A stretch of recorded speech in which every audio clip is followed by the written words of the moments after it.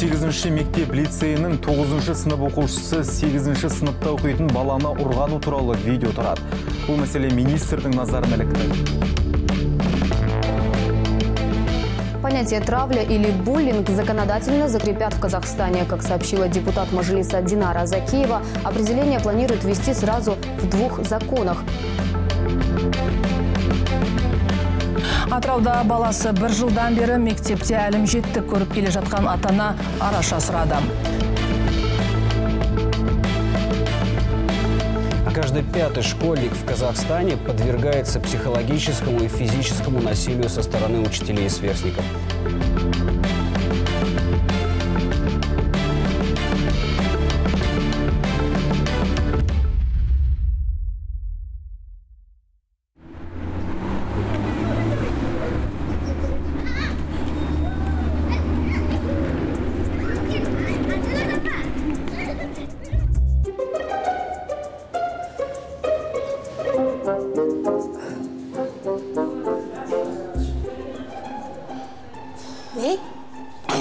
Не анау? Бұл электрон темекі. Электронды? Не екен ол?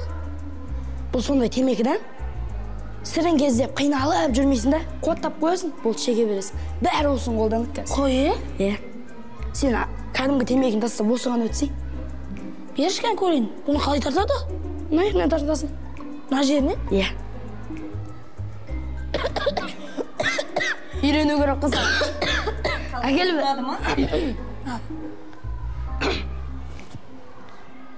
Әкел дедім. Кеше көршімнің баласы емханаға түсіп, ота жасады. Не үшін? Не үшін? Мынау үшін. Байғұс бала төсек тартып жатыр қазір. Осыны пайдаланғаны үшін. Сендер түсінбейсіңдер ғой. Менің алдыма әке-шешелеріңмен бірге келіңдер. Апай, кешіріңізші. Мен мүлде шекпеймін, Мүлде шекпеймінші. Мектеп оқушысы сыныптасына қарумен оқ атып, оны ауыр жарақаттады. Қазіргі уақытта жараланған оқушының жағдайы ауыр. Ол жан сақтау бөлімінде жатыр. Тергеу барысында күдікті күнделікті қорлық көргенін және өз ақшасын сыныптағы атаманға беруге мәжбүр болғанын айтты. Қазіргі таңда оқиғаға қатысты тергеу амалдары жүргізілуде.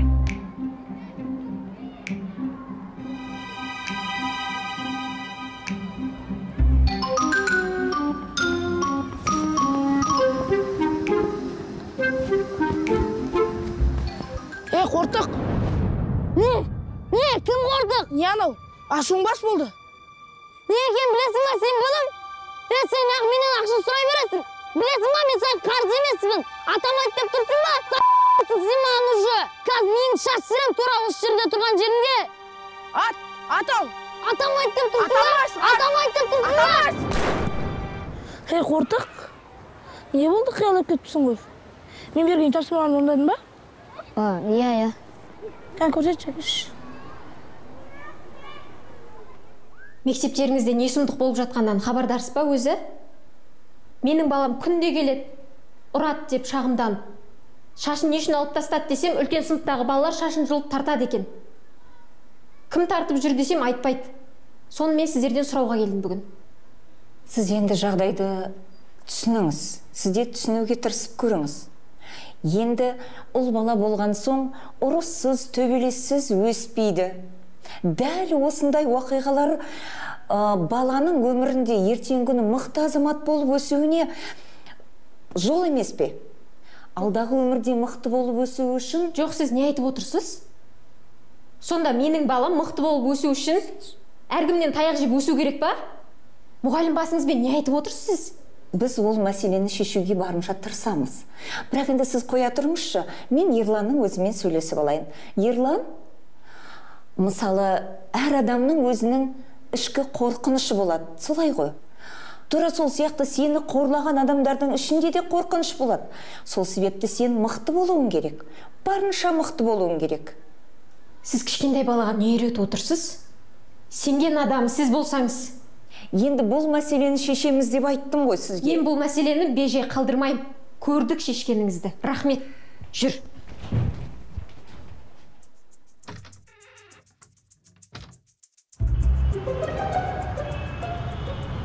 бұл менің көйлегім.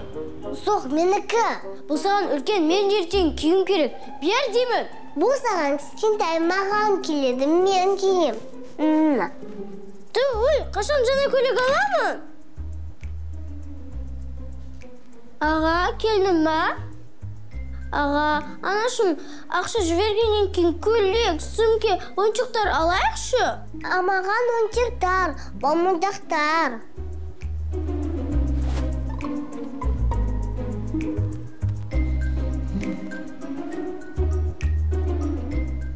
Аға, қайда барасың? Аға, неге қоқырысы кеніп алғансың? Сендерге анау керек, мынау керек. Ойыншықтар, көйлек, сөмке, балмұздақ. Ал оған ақша жоқ. Сосын дүкен тонауға кетіп барамын.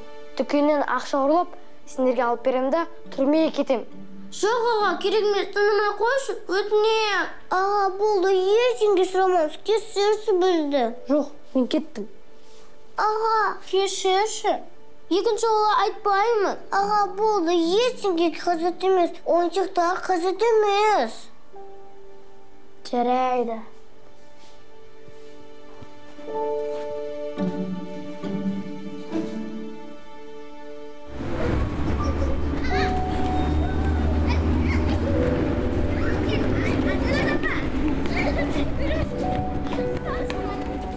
Айару, тоқташ. Тоқтай тұрш. Не болды? Жаңа қалам үшін кешірім сұрайын деп едім. Неге аяқ астынан? Сен жақсығы сияқтысың. Екеуміз достасақ қайтеді? Көрейік. Жақсы, онда сен ертең актовый кел. Сонда арамызды шешіп талқылаймыз. Не үшін актовый зал? Жақында конкурс болады, соған дайындаламыз. Күнсұлда болады ол жақта. Бізге және бір адам жетіспей жатыр еді. Жарайды, келейін. Жақсы онда? Жақсы, сау бол. Сені күтем.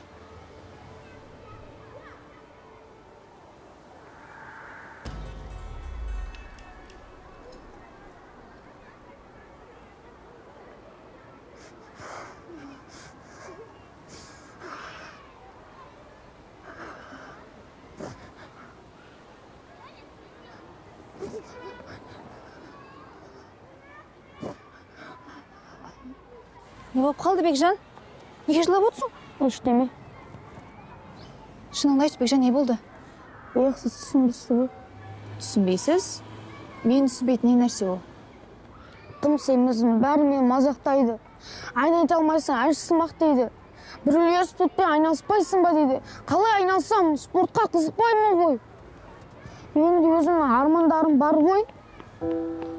Мен де соны орындағым келеді. Мысалы, мен ән айтқым келеді. Өзіңіз мысал ойлап қараңызшы, мен орнына мақсатты байқауға жібердіңіз. Өзіңіз қандай сезімде боласыз? Әңгімең түсінікті. Бекжан? Қазан, ертең қойып берем. Біз саған айттық дұрыс па, не үшін керек екен ақша? Иә. Енді неге әкемейсің? Өу, көтері басын. Айттық қой саған. Қазан, кешіріңдірші. Қалай кешіріңдірші? Кешірмейміз.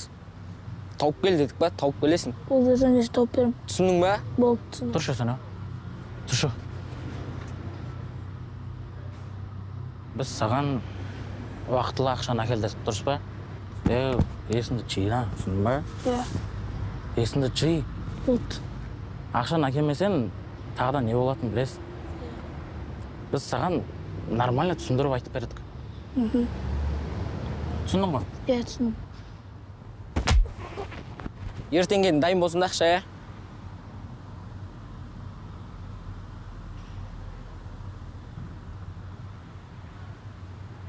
Қойт.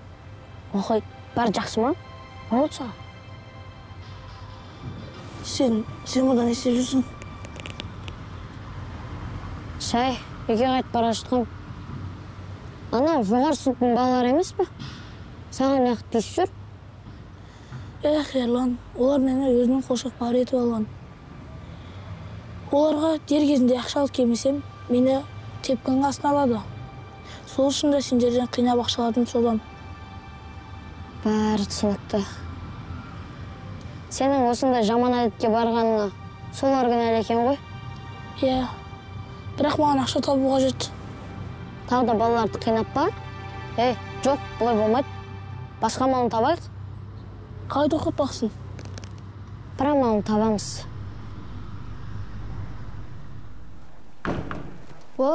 Айару, келдің бе? Сәлем. Сәлем, Күсұлу.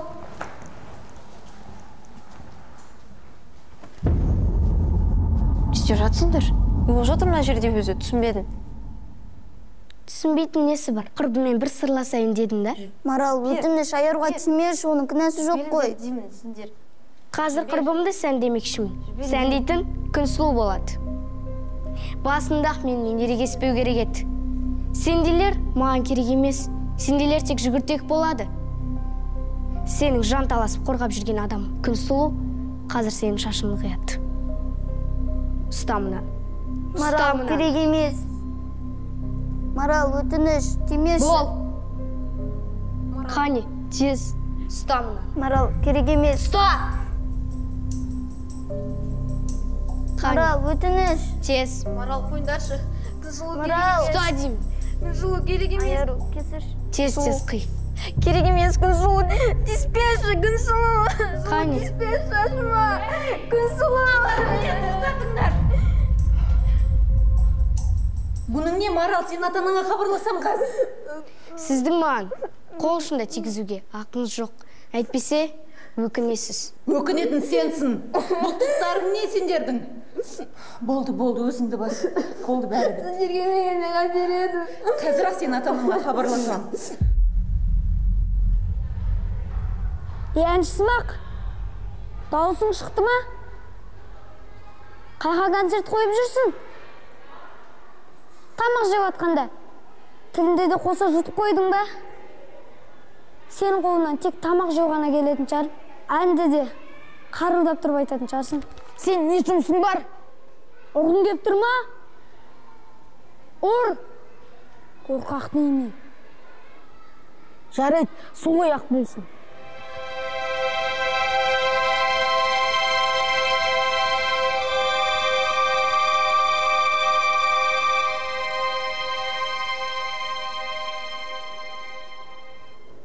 Сен қыз не істеп жүрсің?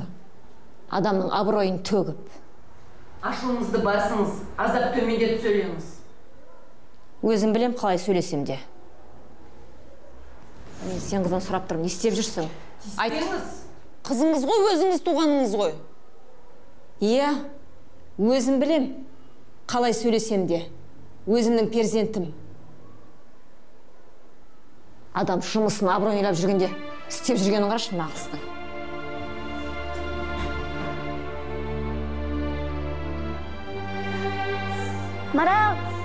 Марал, тоқташы.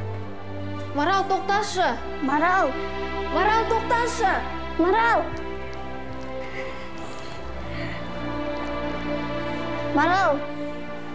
тоқташы.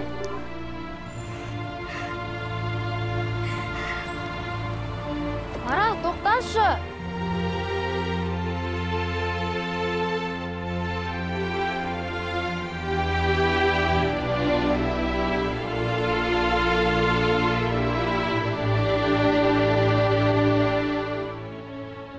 Мынаның қаяқтан алсың, Сатып алған бұл.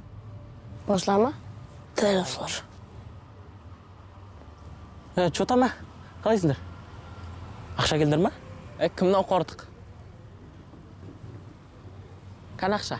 Ақша емес, одан зор алып келді. Қой, одан да зор бар маны. Мұналарын киноға той бапты ғой, Інім, ар ойнасай болмаса сен. Шап аузларыңды! Артық сөйлемей вообще! Осы сендердің есерлерінен мынау нервный болып кеткен білесіңдер ма? Мектепте қаншама буллинг болатыр. Сөйлемей вообще! Сендердің кесірлерінен вообще ешкім білім алмайды. Сендер ақша жинап атсыңдар білесіңдер ма? Атлат, еще как атлат! Миларын шаш жеремге тұрған жерлерінде. Мұхит! Отыр, қозғалма!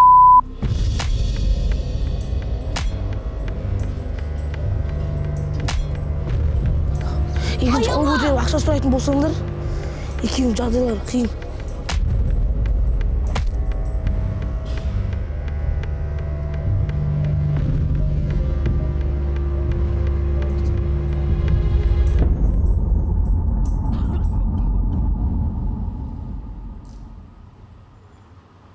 Марал, неге келдің артымнан? Үстіңнен күлуге ме? Жоқ, мен шынымен де сенмен құрбы болам деп үміттенген едім. Менімен құрбы бола алмайсың. Өйткені мен қаламайын. Не себептен? Өмірде бәрі өтірікші. Маған жақын бола бастаған адамдардың барлығы мені тастап кетеді. Анам да мен солай тастап кетті. Сөйтті де өгейдің қолына қалдырды. Сонда қалай? Анам мен әкем ажырасты.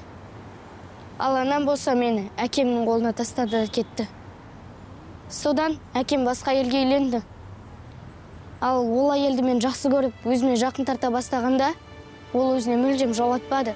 Содан ойлағаным, адамдардың бары тас жүрек, қатыгез, мен де солай болуым керек деп ойладым. Жоқ. Қателесесің. Өмірде барлық адамдар бірдей емес. Сол үшін ашуыңды күн сұлудан алып жүр екенсің ғой. Бірақ неге? Оған себепкер өзім.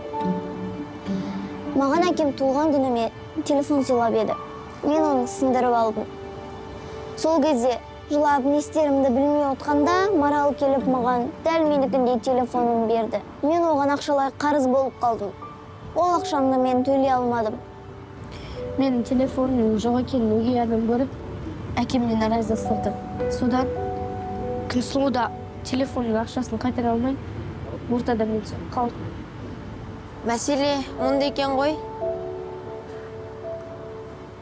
Марал, бір қатыгездік көрдім деп, бар әлемді айыптама. Сен керісінше күресіп көр.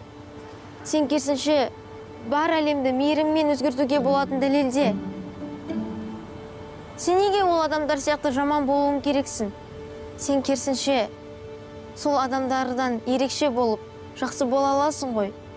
Иә, жаның ашып, Күнсұлуға көмектесіпсің.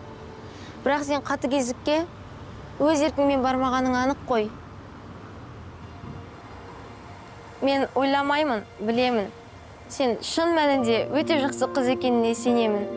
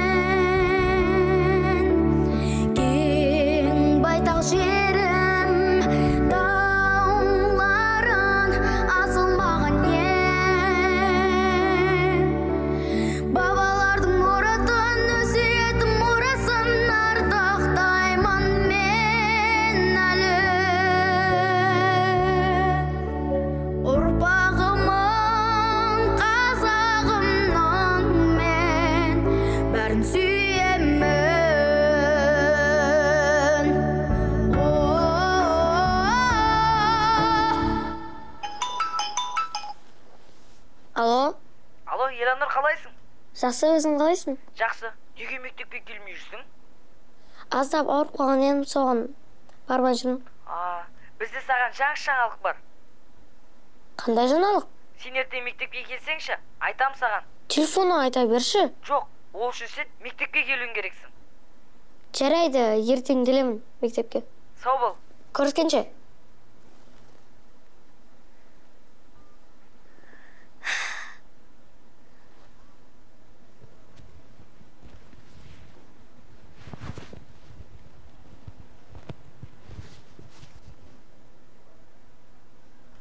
Сендерге не керек? Жасар, кешірші мені. Сені осы уақытқа дейін мазақтап тиісіп келгеніме, адам орнынан көрмегеніне кешірші мені. Кеше бауырма бір жігіт тиісіп жатқанда, сен келдің де одан аман алып қалыпсың. Рахмет саған, Жасар. Сол біреуге атылар алдың, өз бауырыңды қорғап жүрген. Иә, дұрыс айтасың. Сенен шын жүректен кешірім сұраймын. Екеуміз дос, бауыр болайықшы.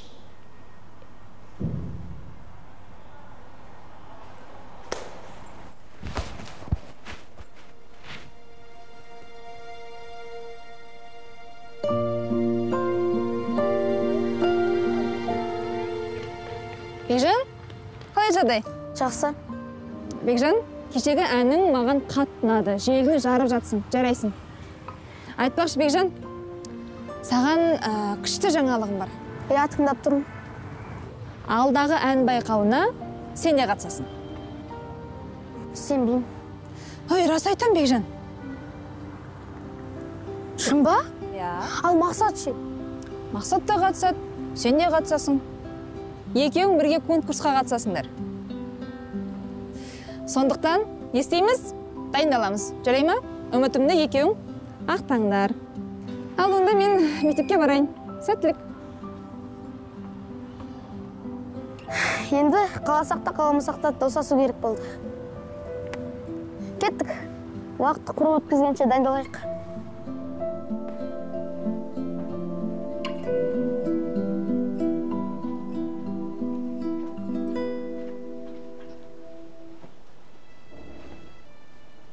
Ильянур, мынау саған.